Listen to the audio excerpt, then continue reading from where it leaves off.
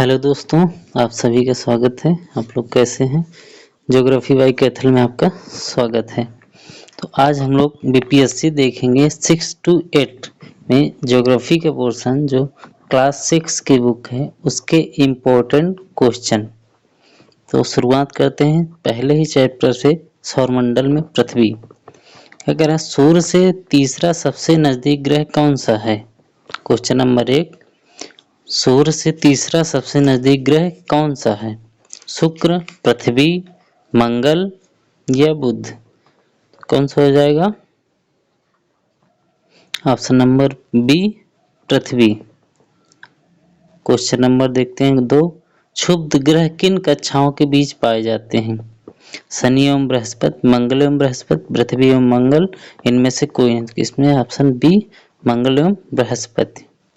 Question number 3 कह रहा है किस ग्रह को पृथ्वी की जुड़वा बहन के नाम से जाना जाता है? शुक्र, बुध, मंगल, शनि। तो शुक्र को। क्वेश्चन नंबर 4, ध्रुव तारे से किस दिशा का ज्ञान होता है? दक्षिण का, उत्तर का, पूरब का, पश्चिम का? तो किसका होता है? उत्तर का। क्वेश्चन नंबर 5, निम्नलिखित कथनों पर विचार करें। कह रहा है ग्रह शब्द ग्रीक शब्द प्लेनेटाई से आया है जिसका अर्थ है घुमक्कड़। क्वेश्चन नंबर 2 कह रहा है बृहस्पति, शनि और अरुण के चारों ओर छल्ले पाए जाते हैं। कह रहा उपर्युक्त में कथनों में से कौन सा सही है? केवल एक सही है, केवल 2 सही है, एक या दोनों सही है? तो हमारे दोनों सही होंगे इसमें। आगे देखते हैं, सेकंड चैप्टर है ग्लोब अक्षांश एवं देशांतर।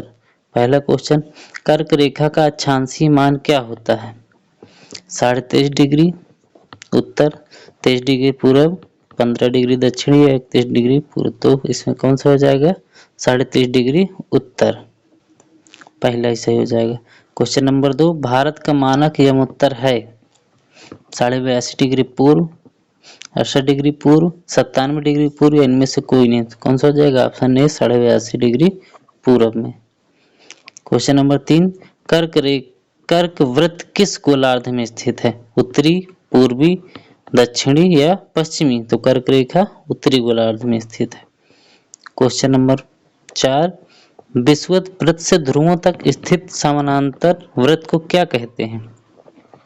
अक्षांश रेखा, देशांतर रेखा, क्या है? आर्कटिक वृत्त या इनमें से कोई नहीं? तो विषुवत वृत्त से ध्रुवों तक स्थित समानांतर रेखा कहते हैं अक्षांश रेखाएं। तो ऑप्शन ए सही हो जाएगा। क्वेश्चन नंबर 5 कह रहा है निम्नलिखित कथनों पर विचार करें। भूमध्य रेखा से ध्रुवों तक सभी समानांतर वृत्त देशांतर के समानांतर कहलाते हैं।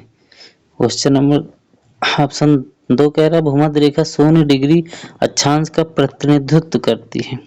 या 3 कह रहा है महाराष्ट्र में चंद्रपुर और ब्राजील में बेलो हॉरिजॉन्टे दोनों एक ही अक्षांश पर स्थित हैं। तो इसमें कौन सा सही हो जाएगा विकल्प?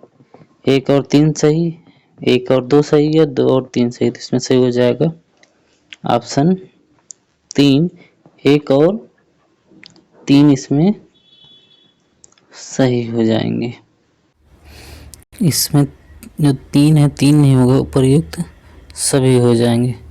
क्वेश्चन नंबर 6 कह रहा है निम्नलिखित कथनों पर विचार करें। भारत जीएमटी से 5 घंटे 30 मिनट आगे है। रूस ने 11 मानक समय को अपनाया है। या 3 पृथ्वी को प्रत्येक 1 घंटे के 24 क्षेत्रों में विभाजित किया गया है। उपर्युक्त कथनों में से कौन सा सही है? तो क्या हो जाएगा? ऑप्शन डी सभी सही है यहाँ पे। क्वेश्चन नंबर आगे चलते हैं, पृथ्वी की गतियाँ चैप्टर। पहला क्वेश्चन कह रहा है किस तारीख को दिन और रात बराबर होते हैं? 21 मार्च को, 23 सितंबर को, 1 और 2 दोनों, इनमें से कोई नहीं? तो ऑप्शन सी तीसरा हो जाएगा 1 और 2 दोनों। क्वेश्चन नंबर 2 कह रहा है पृथ्वी की सूर्य के चारों ओर की गति को क्या कहते हैं? घूर्णन, परिक्रमण, भ्रमण या झुकाव? तो क्या कहेंगे? परिक्रमण। क्वेश्चन नंबर 3, पृथ्वी अपनी कक्षा में घूमते हुए सूर्य के चारों ओर एक चक्कर कितने दिन में पूरा करती है? 368 दिन, 1/4, या 370 दिन 1/4, या 366 दिन 1/4, या 365 दिन 1/4। तो ऑप्शन सही हो जाएगा चौथा 365 दिन 1/4 सूर्य के पूरे चक्कर। तो कह रहे क्वेश्चन नंबर 4, क्या होता है जब कोई व्यक्ति पूर्व से पश्चिम तक 180 डिग्री देशांतर पार करता है? एक दिन का लाभ होता है, एक दिन का नुकसान होता है। तो क्या होगा इसमें? ऑप्शन बी, एक दिन का नुकसान होगा। क्वेश्चन नंबर 5 कह रहा है निम्नलिखित कथनों पर विचार करें। सूर्य के चारों ओर चक्कर लगाने में पृथ्वी को 365 दिन 1/4 दिन लगते हैं। बिल्कुल सही बात है। फिर क्या कह रहा है? पृथ्वी की धुरी जो एक काल्पनिक रेखा है अपने अक्षीय तल के साथ 60 से 66 डिग्री का कोण बनाती है। ये भी सही है। तो कौन सा हो जाएगा? ए और दो दोनों सही हो जाएंगे। Question number 5। क्वेश्चन नंबर 6 देखते हैं। कह रहा निम्नलिखित कथनों पर विचार करें। सूर्य की किरणें कर्क रेखा पर सीधी पड़ती हैं। सही बात है। आर्कटिक वृत्त के आगे की जगहें लगभग 6 महीने तक लगातार दिन के उजाले का अनुभव करती हैं जब सूर्य कर्क रेखा पर चमकती। तो ये भी बात सही है। ठीक, तो इसमें क्या हो जाए? और आगे चलते हैं। क्या रहा? तीसरा, भूमध्य रेखा के उत्तर के क्षेत्रों में गर्मी है। ये भी बात सही है। तो हमारा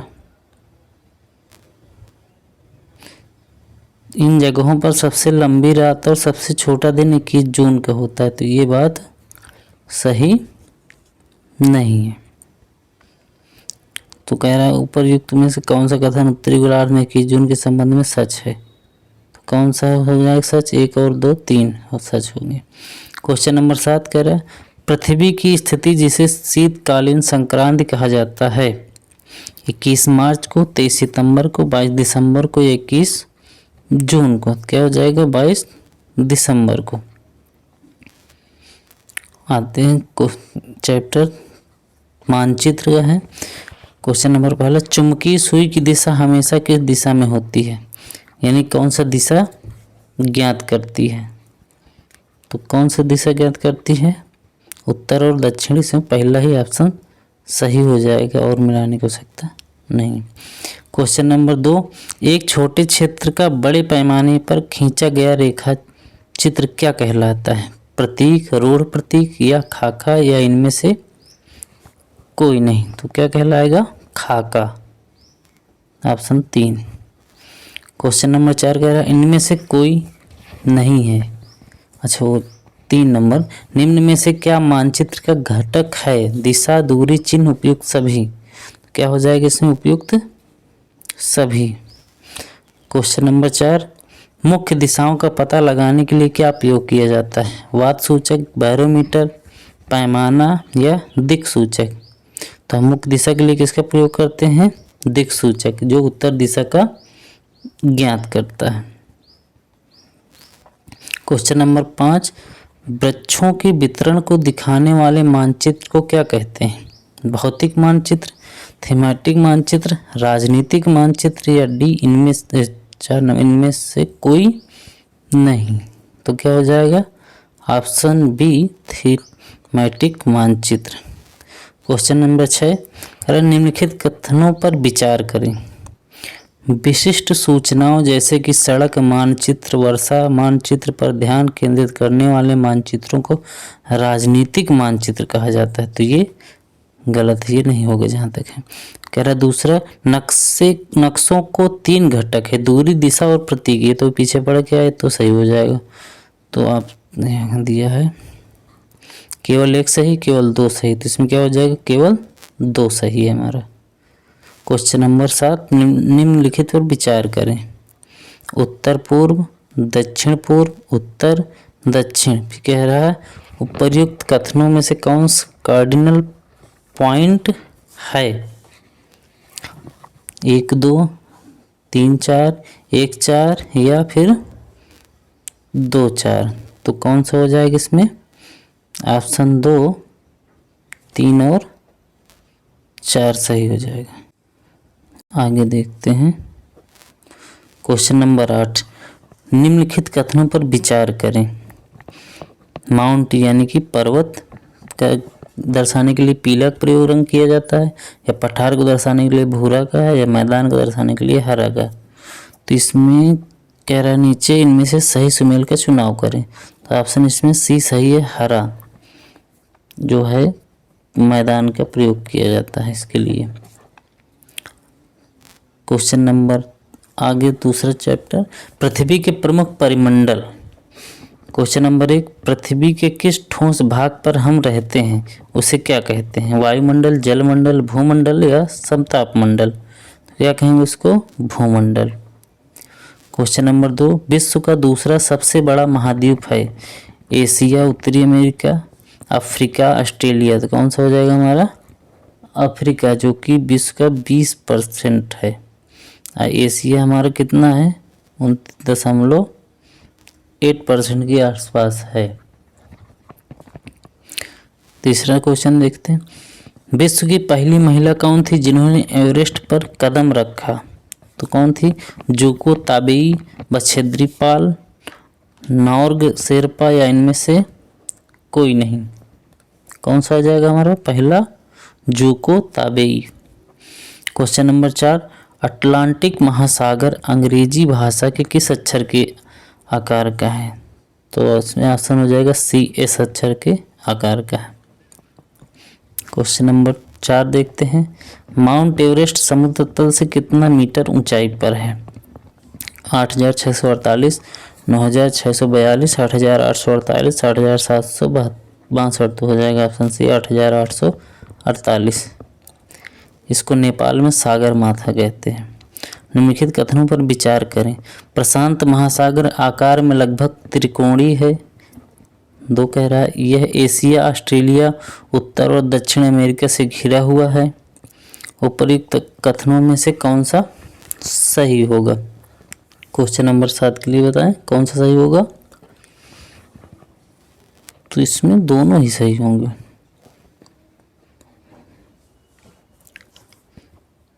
देखते हैं 1 और 2 दोनों ही सही। तो इसमें कौन सही होगा? 2, यानी ऑप्शन 2, केवल 2 सही है इसमें। क्वेश्चन नंबर 8 देखते हैं, कौन सा सागर इस आकार का है? प्रशांत महासागर, अटलांटिक महासागर, हिंद महासागर, आर्कटिक महासागर? कौन सा इस आकार का? अभी पढ़ के आए अटलांटिक महासागर। क्वेश्चन नंबर 9, कौन सा एकमात्र महासागर किसी देश के नाम पर है? प्रशांत महासागर, अटलांटिक महासागर, हिंद महासागर, आर्कटिक महासागर? तो कौन सा आ जाएगा? हिंद महासागर। हिंद से हिंदुस्तान, हिंदुस्तान अपने देश के नाम से। क्वेश्चन नंबर 10 क्या कह रहा है?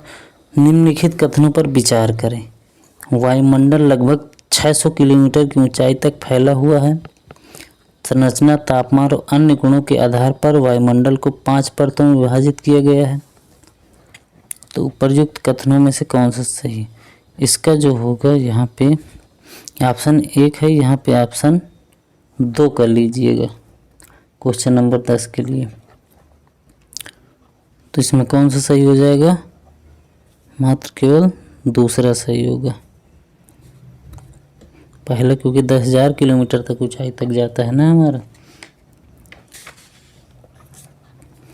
तो आगे बढ़ते हैं, फिर आगे अगला चैप्टर, पृथ्वी के प्रमुख स्थल रूप। क्वेश्चन नंबर 1, वह स्थलीय भाग जो कि आसपास की भूमि से ऊंची उठी होती है वो क्या कहलाती है? पहाड़ी, डेल्टा, मैदान या फिर पठार? तो क्या कहलाती है? पहाड़ी। क्वेश्चन नंबर 2, निम्नलिखित में से कौन पर्वत का प्रकार है? वलित पर्वत, भंसोत पर्वत, ज्वालामुखी पर्वत, उपरोक्त सभी? इसमें सभी पर्वतों के ही प्रकार हैं। क्वेश्चन नंबर 3, पृथ्वी की भूपटल पर दूसरा तत्व क्या है? ऑक्सीजन, सिलिकॉन, कार्बन और हाइड्रोजन? तो क्या हो जाएगा? सिलिकॉन दूसरा तत्व है। क्वेश्चन नंबर 4, पठारों में किसकी प्रचुरता होती है? सोना की, बर्फ की, हीरा की, खनिज की? किसकी जाएगी? खनिज की। क्वेश्चन नंबर 5, पर्वतों पर हमेशा नमी रहने वाली बर्फ की नदियां कहलाती हैं? कैसी? हिमानी श्रृंखला, पठारी या फिर गंगा। तो कौन सा इसमें सही हो जाएगा? Option A. पर्वतों पर हमेशा जमी रहने वाली बर्फ की नदियां कहलाती हैं हिमानी नदियां। क्वेश्चन नंबर 5 का आगे बढ़ते हैं। 6 क्या करें? निम्नलिखित कथनों पर विचार करें। हिमालय पर्वत और आल्प्स युवा वलित पर्वत हैं। यहाँ पे 2 हो जाएगा। भारत में अरावली श्रृंखला दुनिया की सबसे पुरानी वलित क्रम में से एक है। तो विचार करें इनमें क्या सही होगा? 1 2 2 3 1 3। तो ऑप्शन 6 का तो कौन सही हो जाएगा? 6 का उपर्युक्त। यहाँ सभी नहीं लिखा है तो मान के चलिए दोनों ही सही हैं।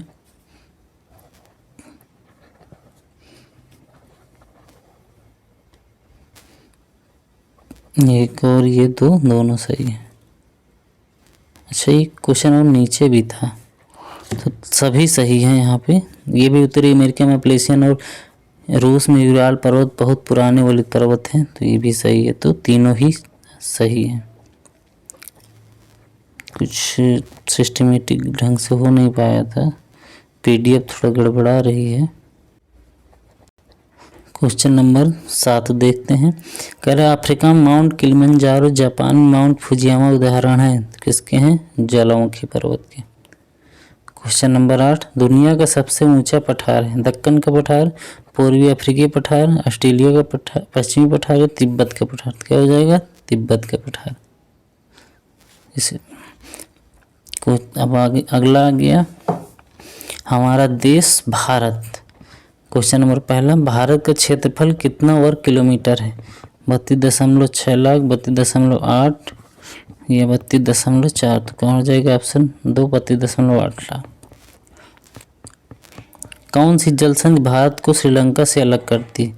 तिस्ता, हुंडरू, पाक। तो कौन हो जाएगा? ऑप्शन इसमें आ जाएगा सी, पाक जलसंधि।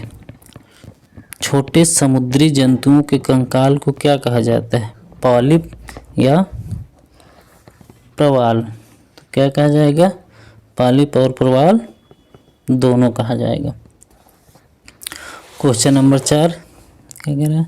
हिमालय के सबसे दक्षिणी भाग को क्या कहा जाता है? शिवालिक, हिमाद्री, हिमांचल या फिर अरावली। तो क्या कहा जाएगा? सबसे दक्षिण में जो नवीनतम है अरावली। Question number 5। स्थल का वह भाग जो नदी के मुहाने पर बनता है क्या कहलाता है? डेल्टा, प्रायद्वीप, पठार या मैदान। तो नदी के मुहाने पर डेल्टा का निर्माण होता है। Question number 6। निम्नलिखित कथनों पर विचार करें। प्रायद्वीप भूमि का एक टुकड़ा है जो 2 तरफ से पानी से घिरा रहता है। प्रायद्वीप 2 तरफ से नहीं 3 तरफ से पानी से घिरा रहता है, तो ये पहला गलत हो जाएगा। कश्मीर से कन्याकुमारी तक उत्तर दक्षिण विस्तार लगभग 3200 किलोमीटर है। आगे देखते हैं। अरुणाचल प्रदेश से कच्छ तक पूर्व पश्चिम विस्तार लगभग 2900 किलोमीटर है। ये कह रहा है उपर्युक्त कथनों में से कौन सा सही है? 1 2 2 3 उपर्युक्त सभी। तो हमारा लगभग में दिया है तो 2 और 3 सही हो जाएंगे। ठीक। Question number 7। निम्नलिखित कथनों पर विचार करें। प्रायद्वीपीय पठार आकार में त्रिकोणीय है। तो लगभग तो सही है कि आकार में त्रिकोणीय है। आगे देखते हैं। नर्मदा और ताप्ती नदियाँ अरावली पहाड़ियों से होकर गुजरती हैं। ये तो गलत होना चाहिए। कह रहा तीसरा, ये पश्चिमी की ओर बहने वाली नदियाँ हैं जो अरब सागर में गिरती हैं। हाँ, लेकिन नर्मदा और ताप्ती तो पश्चिम की ओर बहने वाली है, तो ये भी सही होगा जहाँ तक है। तो क्वेश्चन नंबर 7 का क्या हो जाएगा? 1 और 3 सही होना चाहिए।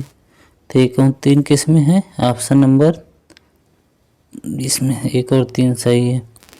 आगे चलते हैं। भारत की जलवायु, वनस्पति तथा वन्य प्राणी, अगला चैप्टर। दिन के समय गर्म एवं शुष्क पवन बहती है, उसे क्या कहते हैं? उत्तर भारत में होगा। उत्तर भारत में दिन के समय गर्म एवं शुष्क पवन बहती है, उसे क्या कहते हैं? तो उसे कहते हैं लू। क्वेश्चन नंबर आगे चलते हैं। क्वेश्चन नंबर 2, मानसून शब्द किस भाषा से लिया गया है? मानसून शब्द मौसम के भाषा से लिया गया, जिसका मानसून होती है अरबी भाषा का शब्द है। क्वेश्चन नंबर 3, किसी स्थान की जलवायु किस पर निर्भर करती है? स्थिति, ऊंचाई, समुद्र से दूरी या उपर्युक्त सभी? तो क्या हो जाएगा? उपर्युक्त सभी। ऑप्शन 4 सही हो जाएगा। क्वेश्चन नंबर 4, विश्व में सबसे अधिक वर्षा कहाँ होती है? तो सब कोई जानता है, मासिन राम, मेघालय में। मेघालय। क्वेश्चन नंबर 5, गुजरात के गिर वन कैसे शेरों का निवास है? अफ्रीकी, एशियाई, बिहारी? के तो है होगा एशियाई शेरों का है। एशियाई बब्बर शेर इसको बोला जाता है। क्वेश्चन नंबर 6, घास, झाड़ियाँ तथा पौधे जो बिना मनुष्य की सहायता से उपजते उन्हें क्या कहते हैं? वनस्पति, कृत्रिम वनस्पति, प्राकृतिक वनस्पति या डी इनमें से कोई नहीं? तो क्या हो जाएगा? प्राकृतिक वनस्पति। क्वेश्चन नंबर 7, निम्नलिखित कथनों पर विचार करें। एशियाई शेर भारत का राष्ट्रीय पशु है। क्या ये बात सही है? हो भी सकती है। असम में एक सींग वाले गांडे पाए जाते हैं, ये भी सही है। जंगली गधे कच्छ के रण में पाए जाते हैं, ये भी सही है। तो इसमें कौन सा हो जाएगा? उपर्युक्त सभी सही हो जाएंगे। आगे देखते हैं। बस दोस्तों इतना ही था। हमने कक्षा 6 की पूरी NCERT ख़त्म कर ली है। अगर आप लोग चाहेंगे तो 7 की भी ला देंगे। जैसा भी हो कमेंट में बताइएगा, और आप लोगों को सेशन कैसा लगा ज़रूर बताएं। जय हिंद।